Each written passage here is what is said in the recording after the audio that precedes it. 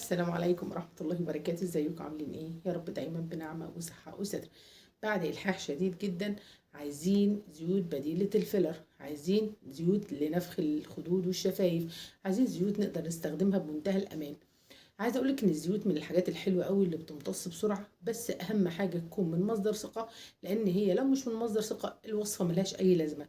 بل بالعكس، في ناس بتاخد الزيوت النباتيه او الزيوت الطبيعيه تخلطها بزيت معدني اللي هو البرافين، وبعد كده لا تبقى منها طبيعيه ولا يبقى منها نباتيه. تمام كده. فعشان كده انت لو مش عارفه تحصلي على زيت كويس بلاش منها وصفه الزيوت، يا اما تضطري انت تعملي الزيت في البيت. تعالي النهارده اقول لك على زيت نستخلص ازاي زيت الحلبة وزيت الخميرة. الزيتين الاتنين دول، النوعين الاتنين دول من الزيت، هما دول اكتر زيوت ممكن تنفخ خدودك وشفايفك، وممكن تنفخ اي منطقة في جسمك انت عايزاه، بس تستخدميها كويس وتواظبي عليها. لان يا جماعه الوصفات الطبيعيه بتبقى عايزه صبر، ما تستخدميش الوصفه اسبوع ولا 10 ايام وترجعي تقولي لي ابله اماني الوصفه ما جابتش معايا نتيجه. حبيبتي الحاجات دي عايزه روتين وعايزه استخدام مده طويله، علشان هي بتاخد وقت. هي مش زي الحاجات الموضوعيه اللي بتحطيها وبعد كده ممكن تهرب منك او يرحل منك، او اي فيلر من اي نوع وبيبقى له سايد افكت، غير انه ثمنه غالي جدا. فعشان كده الزيوت دي لو استخدمتيها صح هتجيب معاكي نتيجه صح، وكمان مش هتعمل لك اي سايد افكت او اي مخاطر، فمش هتقلقي منها. يا ستي لو ما نفختش يبقى بترطب وبتنعم والدنيا بتبقى جميله. النهارده هنعمل زيت الخميره وزيت الحلبه بدائل الفيلر، وبكره ان شاء الله بامر الله ممكن اعمل لك الزيت بديل البوتوكس، حلو جدا جدا جدا. تعالي بقى نصلي على النبي كده ونقول. هتجيبي لي برطمان معقم كده حلو ازاز وتملي لي تلته حلبه حصى، حلبه مغسوله ومتنشفه على سور البلكونه كده زي ما كانت امهاتنا بتعمل زمان. يبقى تلته او اكتر من التلت شويه. والتلت التاني هتحطي لي ايه؟ زيت عباد الشمس او زيت ذره مع زيت سمسم. ميكس زيت عباد الشمس او زيت الذره. لو ما عندكيش زيت سمسم مش مهم، يبقى كله زيت عباد الشمس او زيت ذره. المهم ان هو يبقى زيت من اللي في ناموسه برضو عايزه تيجي معايا في الفيديو. يبقى هو زيت من اللي بنستخدمه في الاكل. تمام كده. وملينا البرطمان زيت خلاص. هنقفله كويس جدا، وتجيبي ورقه فويل وتغلفي كمان البرطمان، وعلى نار هاديه تجيبي حله تكون بتغلي.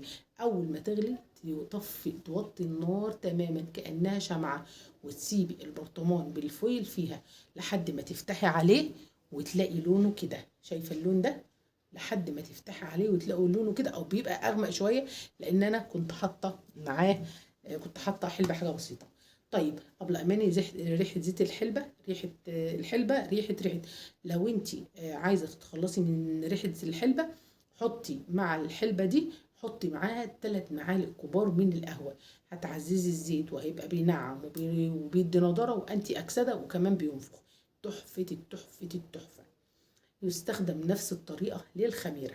هتقولي لي الخميرة، تعالي بقول لك الخميرة ممكن نعملها ازاي. هتجيبي لي الخميرة الفورية وتجيبي لي 5 معالق هرمية، 5 معالق هرمية في كوباية كبيرة من الزيت الذرة برضو او زيت عباد الشمس في نفس البرطمان المعقم، وتقلبيها كويس جدا بمضرب النسكافيه. مضرب النسكافيه تقلبي تقلبي تقلبي تقلبي، ونفس اللفة بالفويل وعلى نار هادية جدا جدا جدا جدا. وتسيبيها لمدة تشيليها من على النار لحد ما لونها يغير، وتسيبيها لمدة أسبوعين. في خلال الأسبوعين سواء زيت الخميرة أو زيت الحلبة بتمسكي بتحطيه في حاجة غامقة وتركنيه في مكان مظلم ومش حار. ده زيت الحلبة يكون مش حار. وبعدين كل يوم تقلبيه كويس جدا جدا، وبعد ما تعدي المدة ممكن تصفيه من البذور وتستخدميه كل ليلة.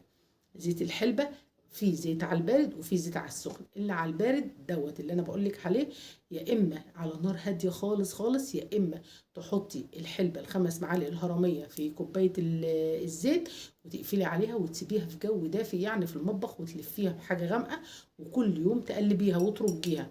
تمام كده. وبعد يعني من 7 ايام ل10 ايام تبتدي تستخدمي الزيت. لازم يستخدم بالليل، واي زيوت بقولك عليها اللي يمكن تطلعي بيها في الشمس، زيوتك تستخدميها بالليل بعد ما تعملي سكراب حلو، وتقومي الصبح تشطفي بشرتك كويس جدا جدا، ما يبقاش فيها بواقي زيت لو انت خارجه، لان الزيت لو اتخرج بيه في الشمس اي مكان الزيت بيجيب بقع. تمام كده. اظن كده قلت اللي عليا. لو عندك اي استفسار سيبهولي في الكومنت. وانا اسفه اللي ما بردش على الكومنتات، بس انا والله ربنا العالم الكومنت كتير جدا، الكومنتس كتيره جدا جدا جدا، وانا معايا ادمن بترد، بس ساعات ما بتبقاش عارفه تقول ايه، فاهمني؟ بترد على الكومنتات بس ما بقاش عندها معلومه كافيه.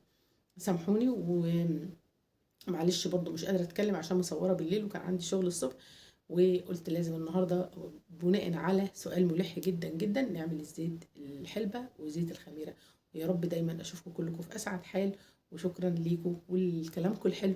ونفسي نفسي نفسي انا عايزة القناة بتاعتي توصل 100,000 علشان توصل المليون بعد كده ان شاء الله. ميرسي ليكم، ميرسي جدا جدا جدا لنص مليون اخت وبنت واكتر على الفيسبوك. ميرسي جدا جدا جدا، والسلام عليكم ورحمة الله وبركاته.